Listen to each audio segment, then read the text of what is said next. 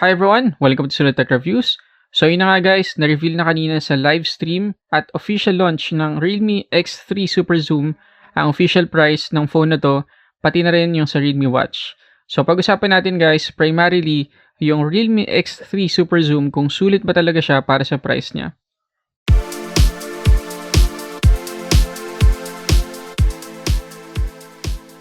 Okay, so para dun sa mga hindi nakapanood ng live stream kanina ng Realme, ang official price guys ng realme X3 SuperZoom na merong 12GB of RAM at 256GB na internal storage ay 24,990 pesos. Grabe. Natuwa talaga ako guys nung malaman ko yung official price nitong X3 SuperZoom kasi kung napanood nyo guys yung unboxing video ko, ang sinabi kong expected price ko ay 25,000 to 30,000 pesos kasi bukod sa Snapdragon 855 Plus, yung chipset ng phone na to, ang laki din ng RAM at storage niya. Pero grabe si Realme, sinagad sa 24,990 pesos in price. Ang hirap talunin yan. Dito pa lang, pwede ko na agad sabihin guys na sulit yung X3 SuperZoom para sa price niya.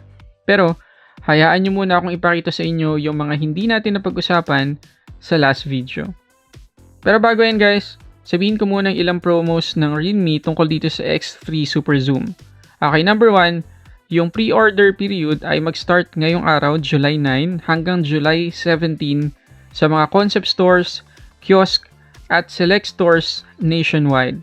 At kapag nag-pre-order kayo guys, makakakuha kayo ng free Realme Buds Air na colored black worth 3,990 pesos. Sa Lazada naman, meron silang early bird special offer pero ngayong July 9 lang yan. Okay, ngayong araw lang. Kapag nag-order ka na ng X3 SuperZoom, makakatanggap ka din ng free Realme Buds Air worth 3,990 pesos. Ngayon, para sa official price naman ng Realme Watch na matagal din nating inabangan, 3,990 pesos din. At sa Lazada, July 15 mid-year sale, meron silang special offer na 1,000 pesos off. So, mabibili natin ng Realme Watch for 2,990 pesos sa July 15. Okay, so una natin pag-usapan guys at balikan yung display ng X3 SuperZoom. Sa first impressions, sinabi ko na maganda yung display ng phone na to and ganun pa rin ang masasabi ko after almost a month of usage. Andito pa rin sa Realme UI yung ilang display features like dark mode, eye comfort, at kahit screen color mode kung saan pwede mong gawing mas natural yung tone ng display nandito pa rin. And quality-wise, pasadong-pasado naman kahit sa media consumption. Syempre, not as good as AMOLED pa rin itong display ng Realme X3 SuperZoom pero pwedeng-pwede na. At syempre, yung isa sa pinaka-highlight ng phone nito guys, 120Hz na screen refresh rate. Super smooth guys. At katulad na nasabi ko na before, mas ramdam mo yung bilis ng phone kung ganito rin kabilis yung refresh rate ng display. Mas masarap mag-scroll at mas masarap din mag-browse sa internet. Of course, kakainin nito ng mas mabilis yung battery life mo, kaya mabuti na lang may option pa rin para i-downscale yung refresh rate to 60Hz. Sana lang in the future or malay natin sa auto update, magkaroon din ng 90Hz screen refresh rate na option dito sa Realme UI. Pero kung ako sa inyo, enable nyo lang 120Hz kasi masusurprise kayo guys sa battery life niya, papakita ko mamaya. Nakaka-disappoint lang talaga na kung sino pa yung flagship phone, siya pa yung walang headphone jack at wala ding dedicated micro SD card slot. Sana hindi na ganito next time. Okay, next natin pag-usapan guys ay yung performance. So, mag-Antutu benchmark tayo.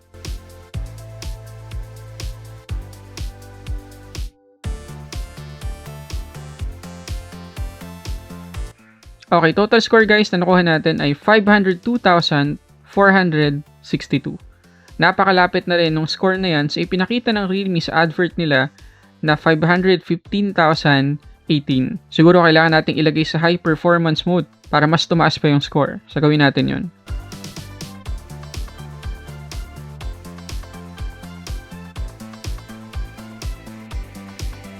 Okay, so ang weird lang guys ng bagong score natin kasi mas bumaba pa. 483,440 na lang. Not sure bakit ganyan yung nangyari.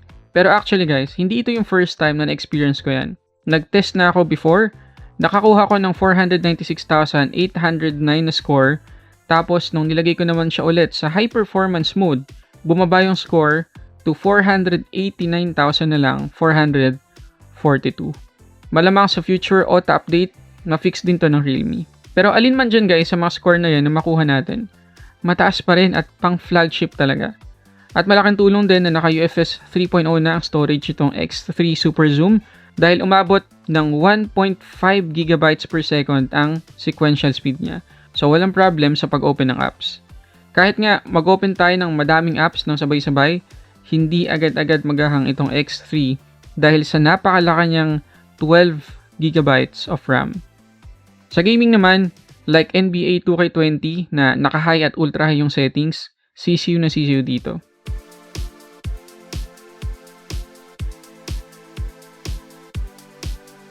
Ito ding off the road na napaka-detail din ng graphics, maning-mani lang sa kanya.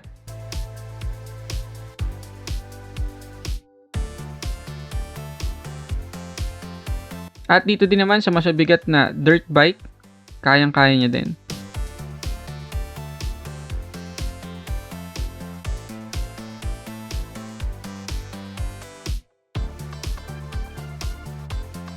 At lastly, sa Asphalt 9, guys, na-generate niya lahat ng graphics at kahit isang frame drop, wala akong napansin.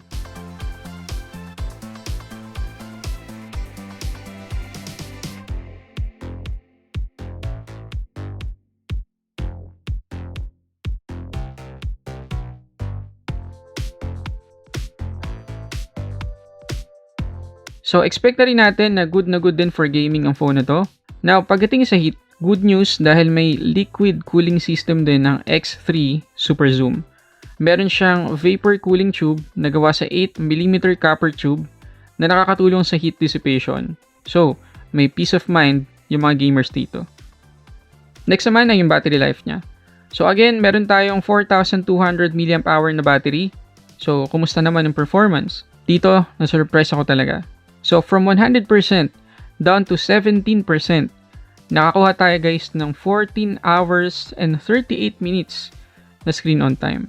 Well, compared sa mga review na natin, hindi yan sobrang taas. Pero considering na naka 120Hz refresh rate siya nung tinest ko, impressive na yan. Paano pa kung ginawa nating 60Hz lang? Baka umabot tayo ng 16 to 17 hours na screen on time. Ngayon, pagdating naman sa charging, capable ang X3 SuperZoom sa 30 watts fast charging. Sa test ko, umabot ang charging time 17% to 100% ng 56 minutes lang. Mabilis na rin. At in just 15 minutes, tumutong na siya ng 50%. So para sa akin, hindi disappointment ang battery performance ng X3 SuperZoom para sa price niya. Okay, munti ko na guys makalimutan. Naalala nyo ba, nung nireview ko yung Mi 10 5G, sinabi ko na one of the best haptic feedback sa mga phone na nireview ko. Pero hindi pa rin yun yung pinaka-the best. Ang pinaka-the best guys ay itong X3 SuperZoom. Grabe yung haptic feedback niya guys. Ayoko talagang patayin kasi sobrang satisfying ng vibration. Okay, lastly, doon tayo sa camera. So kagaya naman na makikita nyo, detailed naman at sharp yung images. Hindi lang ganun ka-natural. May mga times din na malapit na ma-blown out yung images sa direct sunlight at meron talagang hindi kita yung ulap. Tapos baka curious lang kayo guys sa macro. Yan. No comment na lang.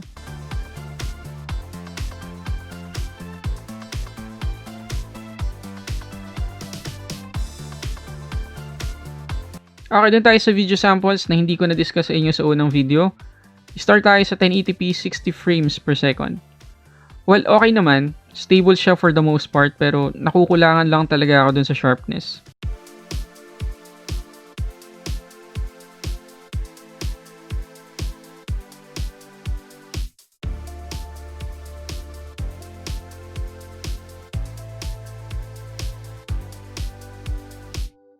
Dito naman, sa 4K 60 frames per second ako humanga talaga.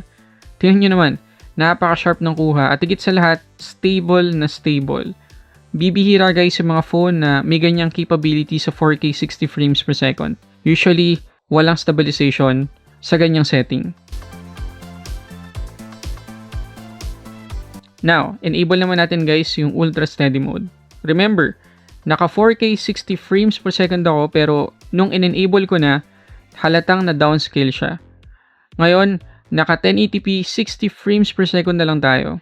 Well, okay lang naman. Katulad ng sinabi ko kanina, kulang sa sharpness yung 1080p 60 frames per second niya.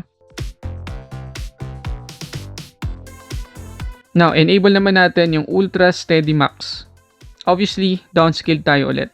So, from 4K 60 frames per second, ngayon naman, 1080p 30 frames per second na lang tayo. At kita nyo naman, halos watercolor quality na yung video. Gamitin nyo lang itong ultra steady max kung talagang tumatakbo kayo or nasa sasakyan kayo. Other than that, hindi ko nare-recommend to kasi compromise talaga yung quality. Yung 4K 60 frames per second ang the best setting niya for me.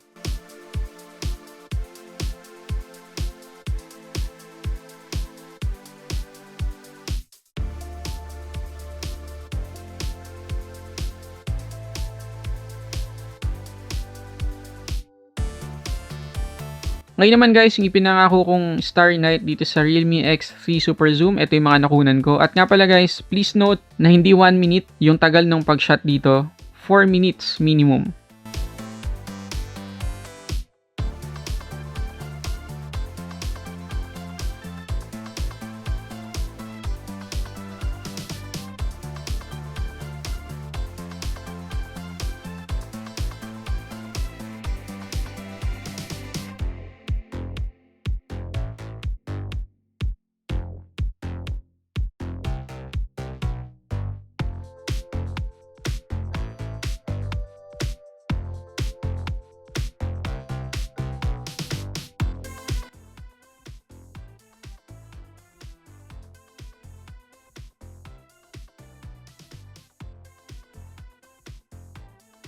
Okay, so based sa mga napag-usapan natin guys, masasabi ba talaga nating sulit yung Realme X3 SuperZoom?